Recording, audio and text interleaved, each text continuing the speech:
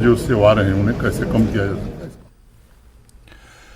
Militancy से मुतासर जिला शोपिया में सिनेमा हॉल का खुल जाना खुश आइंद कदम है। सिनेमा के मुंतजिम का कहना है कि जम्मू कश्मीर में एक नया दौर शुरू हुआ है और नई नस्ल को सिनेमा के जरिए एंटरटेनमेंट के साथ साथ इंफॉर्मेशन हासिल होगी।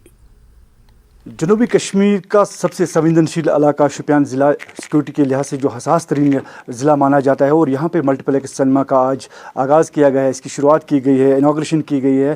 कि आज से नहीं, इंडिपेंडेंस से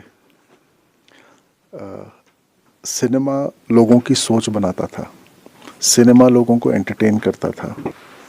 आप कोई भी पिक्चर 1980 से पहले की देख लीजिए, उसमें कश्मीर होता ही था।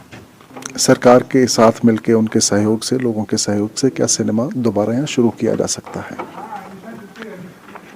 क्योंकि यहाँ पे मात्र 3 या 4% पॉपुलेशन है पूरे स्टेट की जिसने अपने जीवन में सिनेमा हॉल देखा होगा। नामसाइद हालात के बाद है कश्मीर में सारे सिनेमा बंद किए गए थे, तो अब जो है जो नई जनरेशन है वो सिनेमा तक नहीं जा पाए, तो इस कोशिश से अब जो नई जनरेशन है वो सिनेमा तक जाएगी और बड़े पर्दे पे वो छोटी फिल्में या बड़ी फिल्में देख पाएंगे। Irshad Malik, news 18 network, Shopian. Multiplex cinema के इफ्तिताह के बाद जम्मू कश्मीर के लेफ्टिनेंट गवर्नर मनोज सिन्हा ने तलबा और अमले के हमरा बड़ी स्क्रीन पर एक फिल्म भी देखी। तलबा और दीगर लोगों ने खुशी का इजहार किया। सिनेमा खुलने को एक बड़ी मुस्बत तब्दीली से ताबीर किया जा रहा है।